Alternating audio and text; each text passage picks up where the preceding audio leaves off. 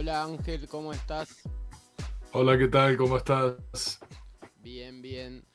Gracias por la espera. No es habitual para nosotros hacer por videollamada, así que estábamos ahí recordando un poco cómo funcionaba esto. Te agradezco muchísimo que te hayas tomado el tiempo para poder conversar conmigo. La verdad es que es un honor para mí poder hacerlo y espero que todos los que siguen así en pauta lo puedan disfrutar y tanto como lo creo que lo voy a disfrutar yo. Dale, qué bueno. Bueno, Ángel Becasino, para los desprevenidos que no sepan quién es muchísimas cosas. Voy a tratar de resumir algunas y seguramente en el transcurso de la conversación vamos a poder descubrir algunas otras. Es publicista, también es estratega en comunicación política, asesor que también trabaja no solo en campañas electorales, hay algunas muy conocidas y quizás más fáciles de reconocer para el público argentino, como la última de Rodolfo Hernández, eh, la que contendió este hombre que falleció hace poco tiempo, eh, un candidato muy disruptivo que enfrentó a Gustavo Petro en 2022 y además de Rodolfo Hernández también Ángel fue estratega junto a otro compañero, entiendo, de Gustavo Petro en la presidencial de 2018 y también trabajó para Juan Manuel Santos en, si estamos, 2014. eh, y bueno, tiene varios libros que lamentablemente por lo menos no los pude encontrar acá en Argentina y tampoco en Amazon, pero ojalá que sea posible en el futuro. El último es ganar es una decisión con Luciana Becasino, que es su hija y que además es psicóloga y trabaja también en comunicación política. Y antes el precio del poder, cómo se vende la imagen del político, el laberinto de la paz, que hace alusión a sus trabajos con Juan Manuel Santos, Roy de abajo hacia arriba y el M19, el heavy metal latinoamericano que experimentó hace poco una reedición y que tiene que ver con bueno, un movimiento guerrillero que se dio en Colombia, del cual Gustavo Petro formó parte en su juventud y que destacó por el impacto en la opinión pública que tenían sus acciones. Y bueno, además Ángel vive, bueno, también trabajó en México, también en Venezuela, no solo en Colombia. Vive en Colombia hace un tiempo largo y es una persona que a lo largo de diferentes videos de YouTube también van a poder ver que viene reflexionando hace mucho tiempo sobre la profesión, sobre el oficio, sobre bueno, la comunicación y la política y por lo tanto la sociedad. Y la idea es aprovechar esta conversación para poder actualizar un poco algunas cosas que obviamente están cambiando tanto todo el tiempo que seguramente Ángel ya tiene algunas cosas interesantes nuevas para decir y también conocer un poco más sobre él. Entiendo, Ángel, que vos cuando llegaste a Colombia fue porque estabas trabajando para Bianca y no tenías la idea de quedarte definitivamente ahí. No, la agarraste un poquito cruzada. Estaba trabajando para Braniff en Argentina y como Braniff operaba toda América Latina, yo era director creativo para el área latinoamericana en la publicidad o de la publicidad de Braniff. Entonces llegué a Colombia y entré en contacto con Colombia a través de los vuelos de Braniff o las operaciones que tenía Braniff. Después, en fin, empezaron a salirme contratos y cada tanto venía a Colombia. Y finalmente ocurrió que yo me fui de Argentina en el 74 y en el 86 pues me quedé en Colombia. Mi casa pasó a ser acá en Colombia, desde acá me muevo, pero mi casa está en Colombia desde el 86. O sea, empezaste a viajar con frecuencia ya en el 74, pero te instalaste en el 86. Sí, sí, sí, sí. Y vos sos de la Patagonia, ¿no? Yo soy de la Patagonia, del lado del mar, de San Antonio Oeste, en Río Negro. Ahí va. ¿Cuál era tu orientación cuando eras básicamente un estudiante que estaba por terminar la secundaria? ¿A dónde te imaginabas que iba a ir tu vida? Pues flaco, a mí siempre me tentó el camino, como decirte la próxima curva del camino. Entonces yo quería ver qué pasaba más allá de lo que estaba viendo. Entonces me imaginé caminando mundo. Y por diversas razones o por decisiones que fui tomando, fui caminando mundo, ¿no? Entonces vivía en muchos lugares, vivía en la India, vivía en Brasil, vivía en México, vivía en España, vivía en Ecuador, ¿ves? Fueron cambiando los escenarios, ¿no? Claro. ¿Tuviste, entiendo, algún tipo de proximidad con lo que vos llamás en un momento como la tercera posición? Em, ¿Cómo fue tu primera relación con la política? En, eso habrá sido entre el 70 y el 73. Publicaba pues un periódico, un pasquincito que se llamaba Tercera porque mantenía la tercera posición, ¿no es cierto? La tercera posición en aquel momento era clave la situación de Argelia, por ejemplo, la emergencia de Argelia, que tenía mucho que ver con la causa palestina y demás. Estábamos en esa sintonía y publicaba aquello, escribía en una revista que tenía Miguel Grinberg que se llamaba Contracultura, en fin, ese tipo de cosas. Y la tercera posición era una mezcla de cosas que uno tenía. Por un lado, políticamente, era aquella idea de una Argentina latinoamericana, ¿no es cierto? De una vía latinoamericana, de Argentina integrada a América Latina más que Argentina pensando en París, ¿no? Y en otros sentidos tenía que ver también con el antiestablecimiento o anti la formalidad de aquella vía central que te marcaba el sistema, ¿no? Entonces, en esa medida estaba aquello de la contracultura, en fin, era otro momento, no había internet, no existía, todo era por correspondencia, ¿viste?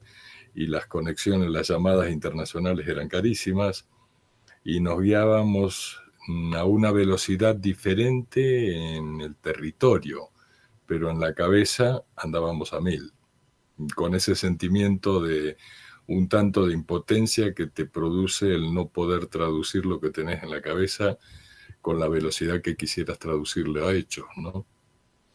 Claro. Y también, igual con algunas ventajas, porque la economía de la atención ahora es muy dificultosa y Verdad, en ese momento no. verdad, verdad. Hoy, para mí, una de las claves de lo que está pasando es lo que acabas de hablar, ¿no? Lo que acabas de decir, la economía de la atención. La gran pelea es por la atención hoy. En aquel momento los espacios para captar la atención y para sostenerla eran muchísimo más generosos de lo que son hoy. Hoy es una pelea pero a muerte, con un cuchillo atravesado, ¿viste? Tratar de conseguir un fragmento de atención está en chino, es bien complicado. Y todavía más sostener esa atención, ¿no? Claro. Me gustaría comentar a la gente que esté viendo y que van a estar viendo eh, que vos en general, por lo que yo he podido leer, has trabajado mucho con organizaciones que de alguna manera buscan algún tipo de transformación social, algún Mm, tipo de cambio social que vaya tratando de cambiar la desigualdad. Y mm, eso fue obviamente también parte de algunos casos que quizás para la gente de Argentina sean menos conocidos o más difíciles incluso de reconocer, como por ejemplo, sindicatos o movimientos sociales, y después quizás acá quedó como más, bueno, vos tenías una amistad con Rodolfo Hernández, y bueno, en la situación de estar contra Petro, muchos lo catalogamos como una suerte de derecha antipolítica. Sin embargo, me interesa lo de Rodolfo Hernández, creo que todos los que estén viendo esto seguramente ya lo saben. Quizás después podemos hacer algún comentario, pero me parece que fue algo tremendo y me gustaría que puedas contar un poco más de cuál fue tu ligazón, cuáles fueron los trabajos que hiciste y con qué perspectiva hiciste estos trabajos que te ligaron a diferentes personajes y movimientos progresistas en Colombia. Bueno, es largo, flaco. Hace un rato largo de esto, ¿no? Pero en algún momento en los 80, con otro amigo, creamos un movimiento político-social que lo llamamos, si era un movimiento, dijimos radical, sísmico, y se llamó el movimiento sísmico.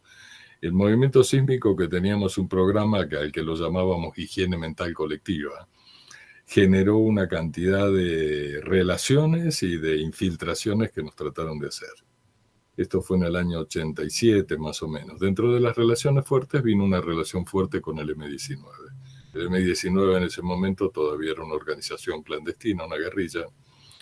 Y a partir de ahí vino una relación que se prolongó en las negociaciones de paz del M-19 con el gobierno de Colombia. Entonces yo tenía una cercanía muy grande con Carlos Pizarro, que era el comandante general del M, y con el resto de los que estaban en la comandancia. Y de ahí pasaron otras cosas, derivé a otras campañas ya políticas. Dentro de mi trabajo en comunicación pasó una cosa que sorprendió mucho, que fue una redefinición de qué era Bogotá, la ciudad de Bogotá, que siempre se veía como una especie de castigo en un país relativamente tropical, una ciudad a 2.600 metros sobre el nivel del mar, con un clima de páramo, ¿no es cierto?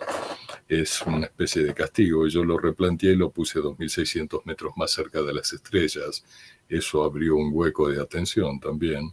Derivó en una campaña política presidencial de Lucho Garzón por el Polo Democrático, digamos, la estructura de izquierda.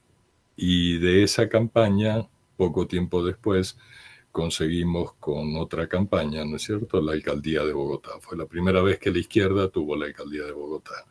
La intención, la redefinición de esa movida para la alcaldía de Bogotá fue Bogotá sin indiferencia, que era como redefinir qué conocer a la solidaridad, una palabra que no entraba muy bien en la comprensión de la gente. Y así fueron pasando cosas, se fueron encadenando cosas, y con ese encadenarse de cosas llegamos a el 2022 Rodolfo. El 2022 Rodolfo se genera una tergiversación en la segunda vuelta. Hay segunda vuelta donde entra Rodolfo. En la primera vuelta nosotros jugamos, digamos, la gente vota dos opciones de cambio contra el sistema de los partidos políticos, de los grandes intereses que controla en Colombia desde hace más de 200 años. Pero representaba a Fajardo. Lo representaba Federico Gutiérrez, el actual alcalde de Medellín, lo representaban una serie de políticos. Y lo que ocurre ahí es que una movida de cambio, que era Rodolfo, queda con otra movida de cambio que era Gustavo. La derecha dice no queremos que llegue Petro ni en broma por su pasado de guerrilla. Petro tiene un pasado en el M-19, etcétera, etcétera. Y eso provoca una...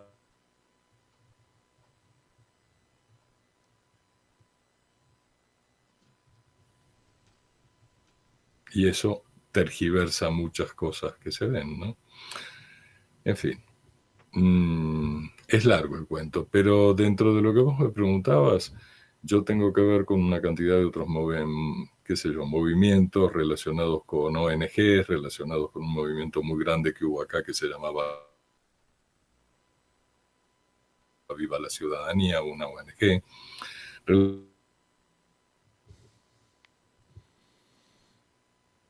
una mejor distribución de la riqueza en el país, un acortamiento de las brechas que genera la distribución que existe de esa riqueza, y un tratar de equilibrar la balanza del país y generar espacios de oportunidad, tanto en lo social como en lo territorial, porque Colombia tiene una particularidad que son las tres cordilleras que fragmentan el país y que generan una cantidad de territorios por fuera de la realidad del Estado.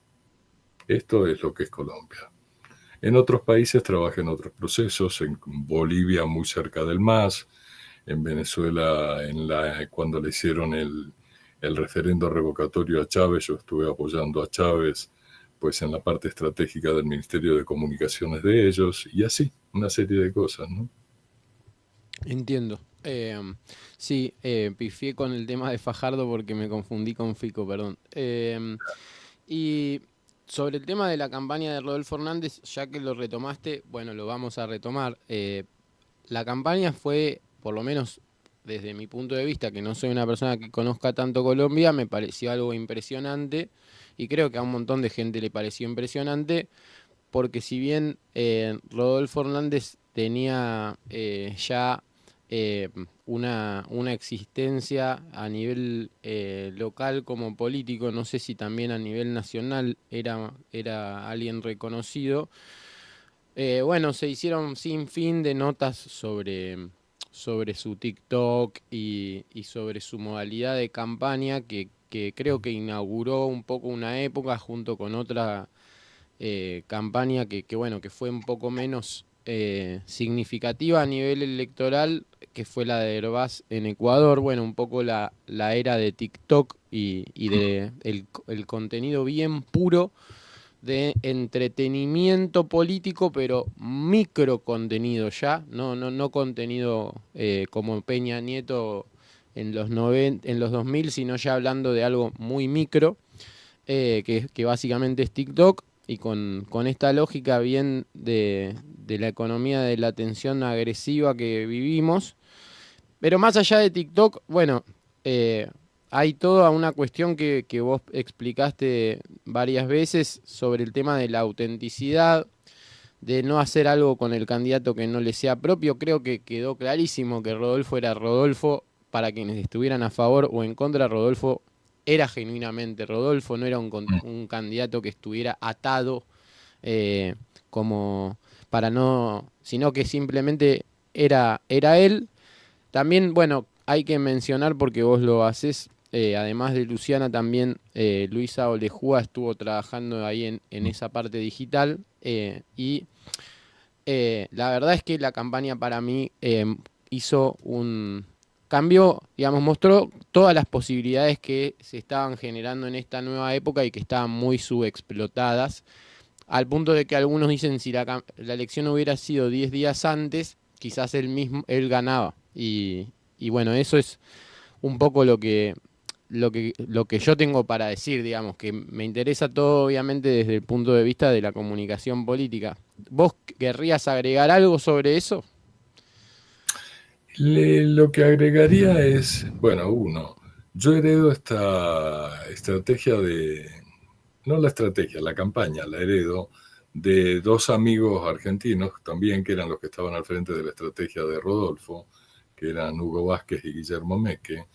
En un momento dado ellos reciben amenazas. Colombia tiene su fragilidad, digamos, en términos de seguridad, ¿no?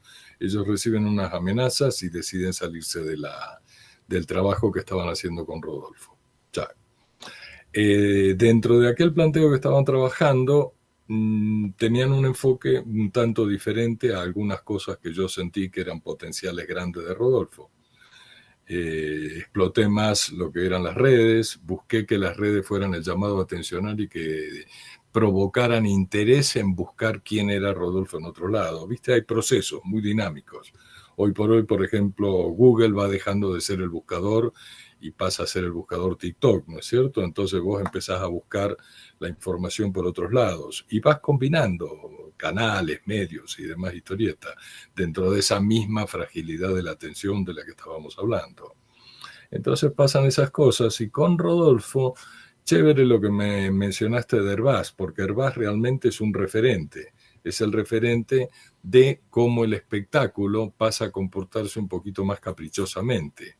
La política electoral tiene mucho de espectáculo, siempre la ha tenido. Pero en estas últimas temporadas, con la aceleración de los, digamos, de los contenidos, buscando captar el instante de atención de la gente, gira hacia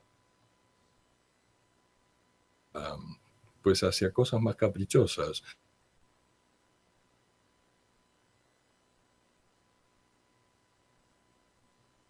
Tipo decir, uy, hoy salen las encuestas, ¿qué pasará? ¿Viste?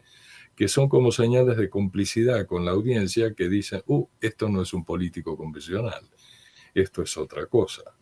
Que es un poco lo que está pasando con un montón de situaciones que no son las ideales, me parece a mí, pero donde la gente está por rechazo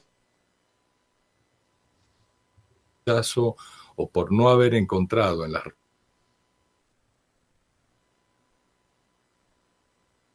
lo contrario a la política, ¿no es cierto?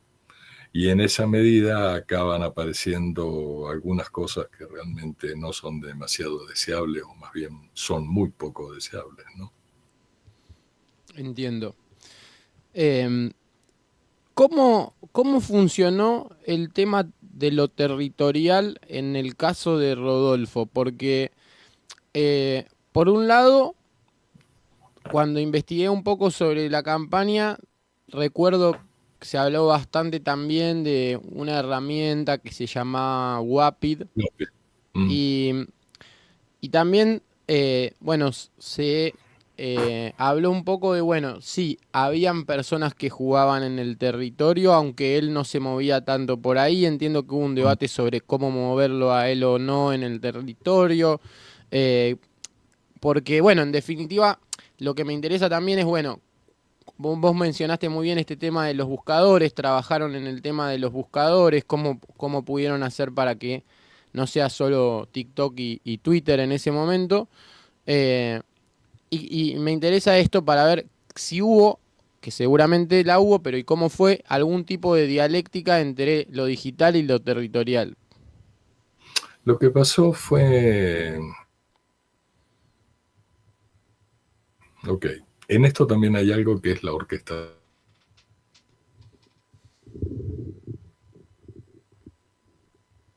Un canal que es mensajería, pero que funciona como red social, que es WhatsApp, ¿no es cierto? WhatsApp fue poderoso en un montón de escenarios. En el escenario Bolsonaro, la primera vez, viste, definitivo WhatsApp.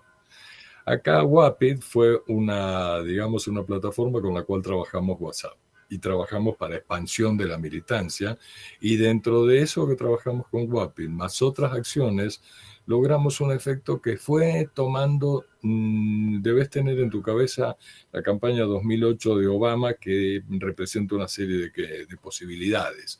Una es olvidarse de la verticalidad en una campaña política y fomentar la horizontalidad, que la gente tome la campaña, se sienta parte de la campaña y genere comunicación de la propia campaña. Entonces, dentro de la lectura de Rodolfo ocurrió otra cosa, que es, a Rodolfo no le gustaba soltar la plata por la ventana, y por el otro lado no quería tener enganches de depender de favores que le habían hecho prestándole plata o facilitándole medios. Entonces, una cosa que ocurrió es que parte de lo llamativo de esta campaña es que la hicimos con el 10% de lo que utilizó, por ejemplo, la campaña de Petro, en términos de inversión. Porque los elementos para la comunicación de la campaña los colgamos. Y los colgamos y la gente los bajaba y los imprimía y los difundía, etcétera, etcétera. Entonces, eso generó otro tipo de sentimiento de ser parte de esa campaña y de ser parte del discurso que fomentaba Rodolfo. Y el discurso tenía una serie de características del uso de algunas palabras que hacían conexión con el sentimiento de la gente, ¿no es cierto? Tratar directamente a los corruptos, no de corruptos, sino de ladrones, en fin, una serie de cosas, ¿no? Pero esto que me estás preguntando vos, la conexión entre la calle, el territorio y la parte digital, fue una cosa que empezó a funcionar y la fomentamos y se expandió. WhatsApp fue lo fundamental para expandirlo, por eso la importancia de WAPI. Y se generó una forma de expresión popular que fue que se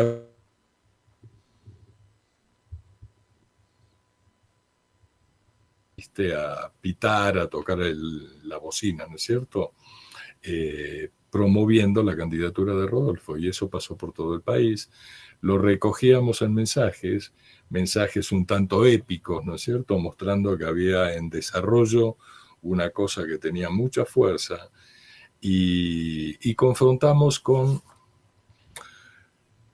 la campaña de Gustavo en la segunda vuelta. En la segunda vuelta pasaron muchas cosas. Rodolfo de alguna forma bajó la guardia, recibió amenazas y también sintió el impacto de esas amenazas y otras cosas. Gustavo se desconcertó por haber entrado Rodolfo a esa segunda vuelta y se puso muy agresiva la campaña de Gustavo Petro, ¿no es cierto? Finalmente la diferencia fue 700.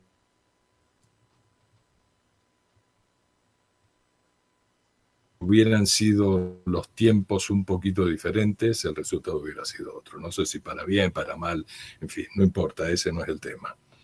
Pero, no sé, hay muchas cosas.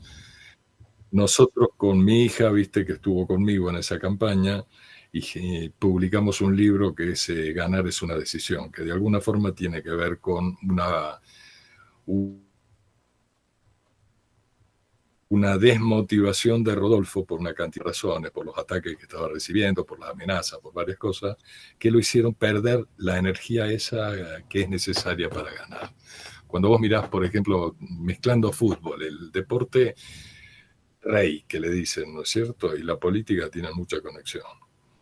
Y si vos mirás, por ejemplo, lo que anda pasando con Racing en Argentina, ¿no es cierto?, del flaco, del técnico de Racing, digamos el técnico, que es el hincha número uno, ese flaco, ¿no es cierto? Gustavo Vos Costas.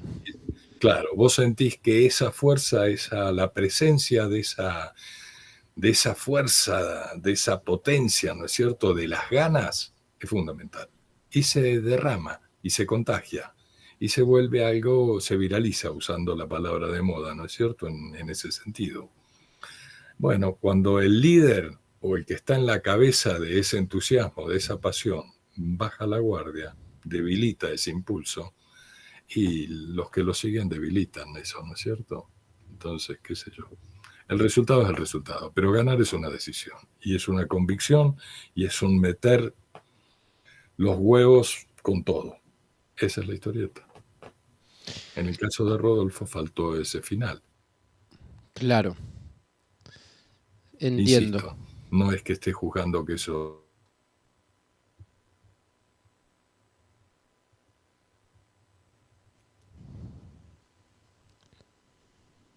Por momentos se corta nuestra comunicación. Lo Sí, digo por si a veces parece que estoy haciendo un silencio puro, pero es solamente porque estoy esperando a retomar tu audio. dale. Es impresionante todo lo que contás. Nunca lo había visto, este último punto no lo había pensado así, lo cual me hace tener más ganas de leer el libro. Y volviendo un poco a lo anterior, o mejor dicho, al tema de la época, me sorprendió, hay una charla que está en YouTube, dos en realidad vinculadas a tu libro sobre la imagen de los políticos que tienen que ver con primero una presentación en el canal del Senado de Colombia y después una conferencia para los senadores. La conferencia me pareció muy interesante porque así como vos vas hilando durante la conferencia elementos que no tienen que ver solamente con las elecciones o las novedades o las cuestiones relevantes de las elecciones de Estados Unidos o de América Latina, sino incluso eh, de Israel, de países de Europa Oriental, un montón de otros países que a veces no suelen estar en el mapa de referencias de los consultores, de Francia, etcétera, para los cuales también hay en algunos casos cierta barrera idiomática, por más que Internet lo ayude todo, lo ayude mucho, hay cierta barrera. Eso me pareció muy rico. Y por eso también quiero preguntarte, ¿cómo ves eh, el cambio de época a nivel social y por lo tanto político? Acá en Argentina, no sé si estás enterado, pero de todas maneras seguro que vas a entender a qué me refiero. Hay como una pequeña, un pequeño debate entre algunos que sostienen que hay como ingenieros del caos que están explotando determinadas situaciones. Podría ser un caso tipo Steve Bannon. Y por otro lado, otros que dicen, bueno, no, esto viene desde abajo, eh, esto es algo completamente, digamos, espontáneo o natural, producto de un cambio de condiciones. En cualquier caso, los dos están atendiendo a un cambio en las condiciones sociales. El énfasis está en puntos diferentes, algunos quizás más diciendo, bueno, eh, simplemente los políticos nuevos que están emergiendo son instrumentos y los otros están viendo, bueno, alguien lo sistematizó, hizo un proceso que lo está retroalimentando a estos nuevos políticos. Pero más allá de esos nuevos políticos y de ese debate, me interesa primero conocer tu visión sobre esta época, porque, bueno, pasamos de unas redes sociales donde hasta un punto todavía prevalecían los amigos, los familiares, etcétera. Estamos en una época que está bastante determinada o sí, por TikTok en su lógica, digamos, no solo en su lenguaje, en su economía de la atención más corta, sino también en bueno, las maneras en las que se proyectan los contenidos y se rompen y se vuelven a formar comunidades muy inestables constantemente. Eh, y en ese marco, si bien en Latinoamérica hay una situación que podemos decir de, bueno, tendencia a votar por gobiernos de oposición, eh, pareciera también que el progresismo tiene una dificultad específica. Entonces, bueno, es un tema complejísimo para el cual seguramente 20 minutos tal vez no alcancen, pero me interesa mucho algunas pinceladas que nos puedas dar al respecto. Bueno, hay mucho en lo que estabas hablando, hay mucho, ¿no es cierto? Primero, entender el momento político de Latinoamérica, del mundo, ¿viste? Te conecta directamente al capitalismo, a la situación del capitalismo, te conecta a una cantidad de cosas, ¿viste? Que son mucho más amplias que la lectura primaria que uno tiene, que es un poquito pasional, ¿no? En segundo lugar, ocurre otra cosa que es la desesperación que hay. Porque hay una desesperación que se traduce en apatía y que de rato se traduce en grandes explosiones, ¿no es cierto? Pero esa desesperación, ese no encontrar salidas, ese callejón sin salida, hace que de repente cuando la gente, cansada de haber, digamos, centrado su esperanza en algunos, o en algunas, de repente siente que no recibe lo que estaba esperando, que no hay soluciones, que no hay respuestas, que no hay nada. Y la gente hace rato largo se olvidó de la importancia de las preguntas, que las preguntas te conducen a pensar en las cosas, a reflexionar. Ahí hay un gran vacío de todo el mundo. Llevamos, qué sé yo, 50 años, te diría, desde la explosión de un momento fuerte de pensamiento que fueron los 60, los 70 más o menos, se estimuló la superficialidad. Y en ese estímulo de la superficialidad se fue perdiendo la conexión con la posibilidad de reflexionar sobre lo que estás viviendo. Luego esto se estimuló muchísimo más y se aceleró violentamente con esto que llamamos el consumismo. Todo se consume rapidísimo, se bota rapidísimo, se defecan las cosas, ¿viste? Sin siquiera metabolizarlas. Y en ese gran paso de circunstancias ocurre que aparecen novedades. Es como si el mundo fuera un mundo de jirafas, ¿viste? Y de repente apareció un elefante. Y la gente no ve qué significa el elefante.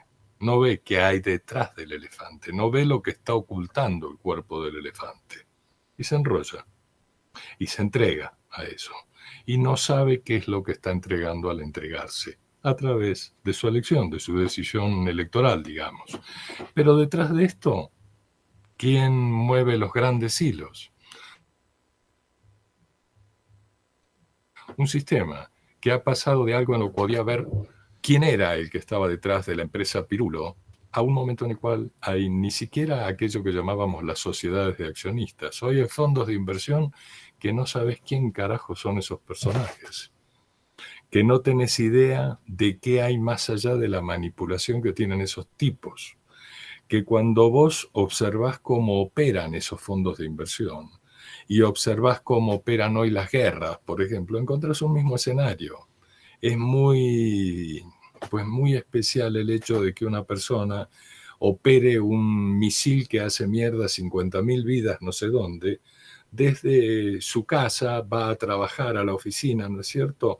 Revienta medio planeta y vuelve, hola chicos, ¿cómo están? ¿Qué tenemos para comer hoy en casa? ¿Viste? Es decir, esta distancia con el horror es importante también. Esta distancia con tomar medidas por las cuales pasan a ser sacrificados miles de personas, miles de familias con las decisiones que se toman. Y estamos hablando un poco como si estuviéramos hablando entre líneas, vos y yo. Pero estamos hablando de situaciones muy concretas.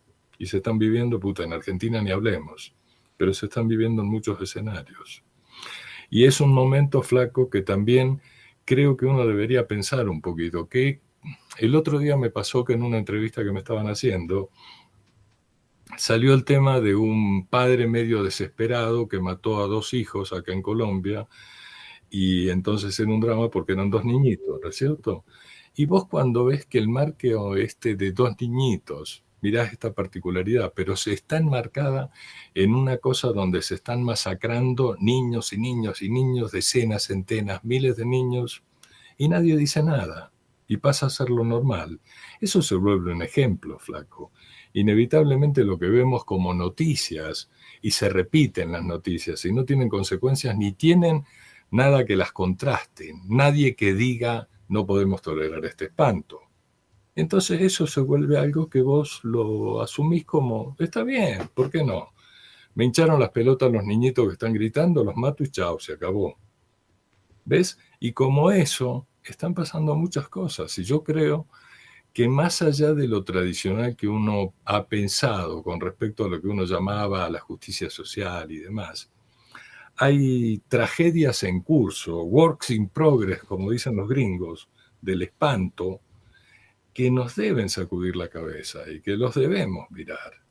Mira, yo hace un tiempo me propuse hacer dentro de las cosas que uno hace, ¿sí? Yo dentro de las cosas que hago, he escrito libros, hago música, ¿viste? Pim, pim, pim, un montón de historietas. Pero en los últimos tiempos me dediqué a hacer unos largometrajes documentales, un tanto raros, pero que en realidad son ensayos. El primero que hice fue uno que preguntaba a gente y reflexionaba yo a través de preguntas, ¿en qué lugar del cerebro estás tú? ¿En qué lugar del cerebro estás vos? ¿En qué lugar de mi cerebro estoy yo? ¿Sí? ¿Cómo nos asumimos? ¿Somos un yo que manejamos un cerebro? ¿Qué somos? ¿No es cierto? ¿O es un cerebro que nos utiliza como cuerpo? Ahora hice otra que terminé, que es estados de erección, que es la relación esa que tenemos entre deseo, erección, culto a la erección, sublimación de la erección en la arquitectura fálica, etcétera, etcétera. Y ahora estoy trabajando otro sobre cómo nos impacta la idea del final, del fin. Porque son cosas, flaco, que siento que al no pensarlas, al no estimular el pensamiento, de una forma más o menos que no te requiera mucho tiempo, porque volvemos al problema de la economía de la atención. Nadie tiene mucho espacio de atención para darte. En esa medida, ¿viste? Creo que, en fin, estamos metidos en una ensalada bastante indigesta. Pero dentro de eso, si podemos estimular, siempre sentí que lo que uno hace en el fondo es como aquella vieja historia del náufrago que metía un papelito adentro de una botella, le metía el corcho y la botaba a ver quién puta la encontraba. Es como esa la tarea. Estar hablando vos y yo acá es una botellita al mar. No tengo ni idea de quién te para bola a vos, de quién te mira, no sé, qué sé yo, no sé. Me parece chévere votar corriente, ¿viste? A mí se me pega palabra. Sigo siendo de hablado argentino total, como dice la gente puta, pero llevas más de 40 años fuera de Argentina y seguís hablando como un argentino. Oye, obvio. Pero se te van pegando palabras, ¿no? Chévere, ¿viste? Yo tengo la manía de decirte el chévere, ¿viste? Pero bueno, dale. Te dejo la pelota, ya vomité un ratito.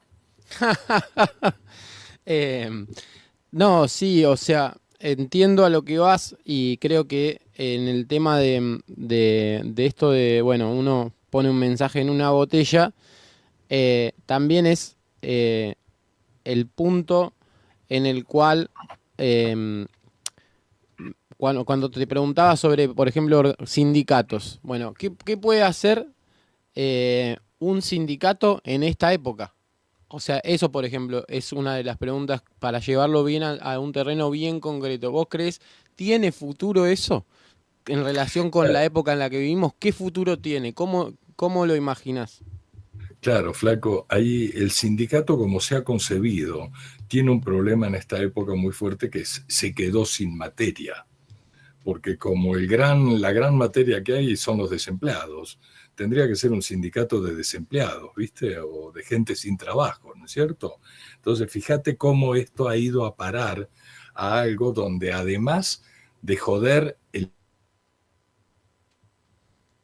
lo que se había alcanzado como logros después de luchas sindicales, obreras y demás historia, se ha retrocedido a un momento en el cual, aparte de no haber organización, escasea la base para esa organización. Sin embargo, pueden presentarse otro tipo de sindicatos, sindicatos de consumidores, por decirte algo.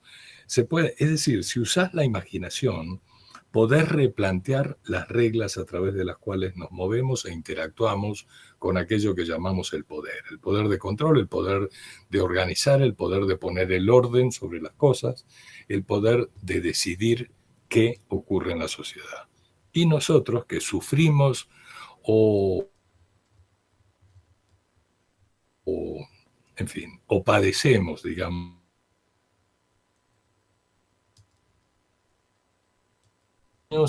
yo asesoré a un sindicato de acá que estaba metido con el petróleo, con el tema petrolero, la uso, un sindicato de izquierda tradicional. Y en un momento dado de una negociación de un pliego, el poner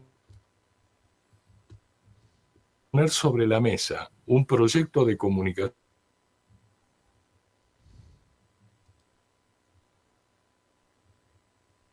de que no se pusieran en claro las cosas como eran en blanco y negro. Es decir, hay muchos instrumentos, querido flaco, hay muchos instrumentos que están ahí, que históricamente se utilizaron de una manera, pero que pueden utilizarse de una nueva manera. Insisto en lo que te dije hace un momento porque se me ocurrió, sindicato de consumidores, qué sé yo, sindicato de espectadores, sindicato de, no sé, TikTokers, lo que vos quieras. Pero lo que implica eso es la posibilidad de generar un colectivo y que ese colectivo, la vieja historia, ¿viste? Somos más, podemos más. ¿Mm? Ese colectivo tiene una capacidad de acción mucho más importante que la que tenemos vos o yo como individuos chiquitos. Uno, vos, yo, podemos tirar botellitas al mar con mensajes. Y esos mensajes cada tanto, viste, uno dice, ¿a quién carajo le habrá llegado esto? Vos publicás un libro y, qué sé yo, un día la editorial te dice, se vendieron 1.200 ejemplares. Y vos decís, ¿quién putas habrá leído esto? ¿No? Entonces, pero esa relación con el anónimo es también otra dimensión de la comunicación, ¿no es cierto? El no saber cara a cara con quién estamos hablando vos y yo en este momento. Pero uno bota una corriente, manda un pensamiento, manda una lectura de las cosas. Y ahí tenés eso, ¿no? Provoca un estornudo, qué sé yo, las cosas que pasen. Ángel, ¿qué libros te alimentaron en el último tiempo para tratar de comprender estos cambios de los que hablamos?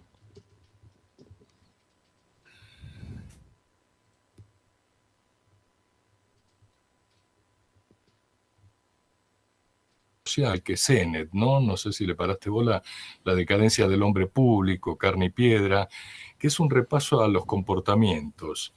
Y hay un tipo, mira, lo tengo acá justo, el final de partida de Peter Turchin. ¿Dónde está? ¿Dónde está la puta cámara? Acá, mira. Este es un libro bien interesante. Es un libro de un ruso gringo, que analiza el problema de la sociedad en este momento y lo compara con otros momentos históricos, que son los momentos en que la élite se ha reproducido tanto que ya no tienen los espacios para insertarse dentro de una armonía. Por consiguiente, empieza a generarse un conflicto en las élites, lo que está pasando en Gringolandia, ¿sí? Y por el otro lado, que la pauperización de la base es enorme, crece desaforadamente lo que está pasando. Eso es una bomba. Esa bomba tiene que explotar.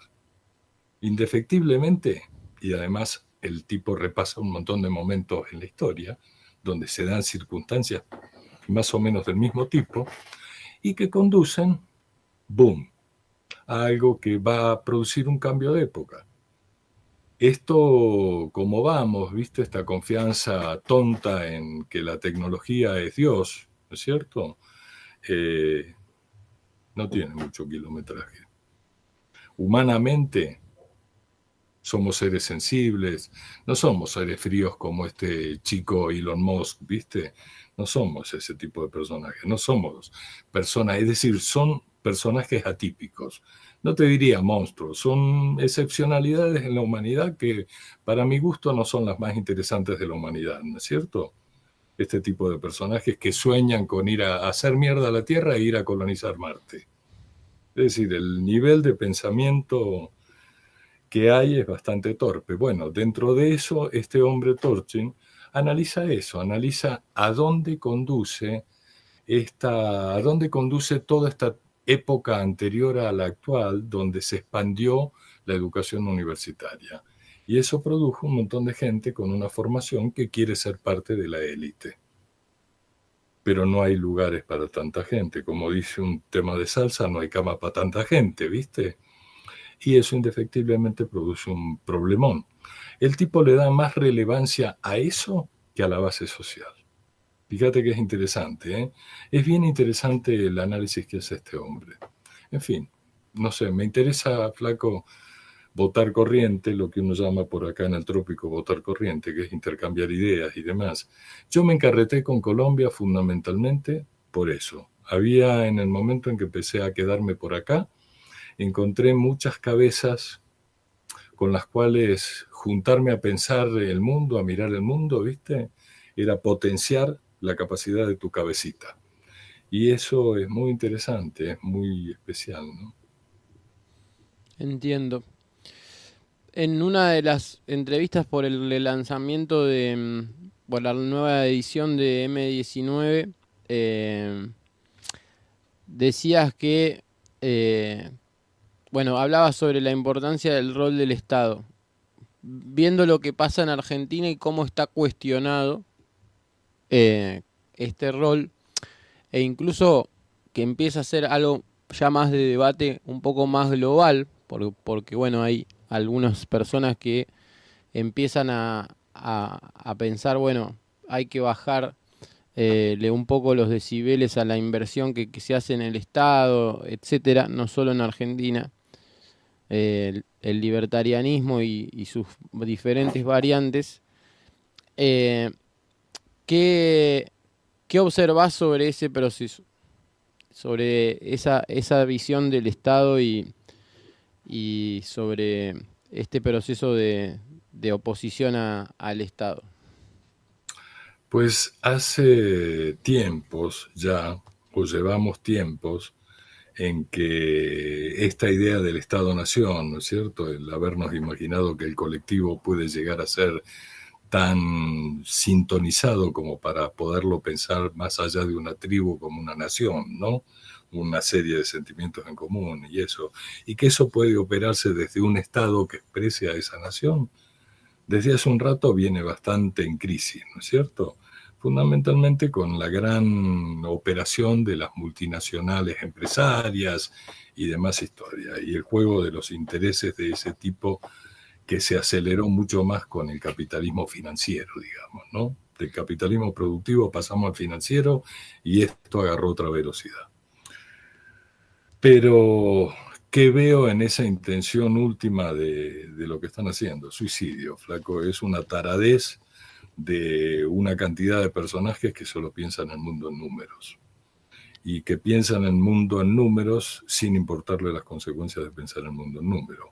Porque al fondo de esta decisión de si el Estado o no el Estado, está la decisión de pensamos en los demás como parte de una, qué sé yo, de una circunstancia que somos los humanos, ¿no es cierto? O que somos los seres vivos, o que somos los mamíferos, lo que vos quieras. Pero hay una figura que somos un colectivo. Yo, aparte de ser ángel, ¿viste? Tengo un montón de afectos con un montón de gente, ¿viste? En todo el mundo. Y aparte de eso, hay muchísima gente con la cual no me he cruzado en la vida, pero que me provocan sentimientos. Me caes bien vos, ¿viste? Me cae bien un montón de gente. Y los que me caen mal, a veces pienso, puta, ¿qué podría hacer para que me caigan mejor? O qué chévere que sería que esta personita cambiara un poquito la onda, y si le puedo ayudar para que cambie la onda, festival, ¿viste? Pin. Pero ese sentimiento que te estoy diciendo, que es la solidaridad, lo que llamábamos, lo que te decía, no ser indiferentes a los demás, es algo que suicidamente desde los medios que responden a capital, porque los medios, uno dice los medios, cada vez son menos los medios, porque son cada vez menos intereses los dueños de todas las pantallas que hay. Bueno, desde esos lugares nos estimulan a todo lo contrario, a pensarnos como que soy solamente yo y mi interés particular, ¿viste? Y me cago en el mundo. Y que eso no tiene consecuencias. Y te está mostrando el mundo mismo las consecuencias que tiene eso. Es decir, el error de la acumulación desaforada de algo que es limitado, y es una especie de asfixia para la mayoría, incluido para la mayoría del mundo, del planeta, llamalo. Es eso.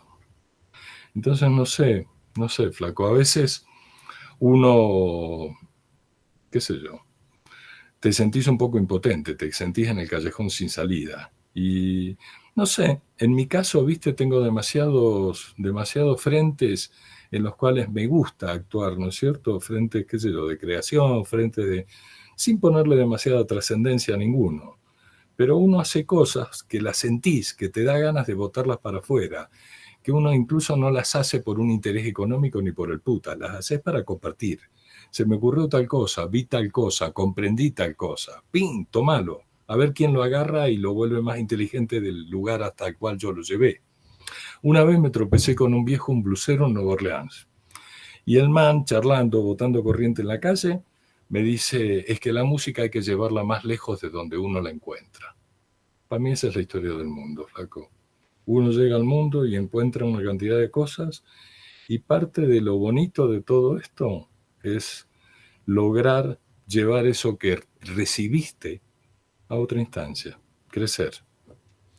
Muchas gracias, Ángel. Esperamos que esta conversación nos sirva para eso, para pensar un poco más sobre, bueno, no solo la comunicación política, sino también el mundo en sí mismo, porque la comunicación política es un instrumento para un mundo que está cambiando y que contiene todas estas contradicciones de las que nos hablabas. Te agradezco muchísimo por haberte tomado el tiempo para conversar, eh, y, y bueno, básicamente espero poder conseguir tus libros para poder eh, conocer también un poco más sobre estas elaboraciones, sobre todo el último que mencionabas con Luciana. Y te mando un abrazo muy grande, que tengas unas lindas fiestas. Dale, lo mismo, flaco. Un abrazo fuerte. Chao. Abrazo, chau.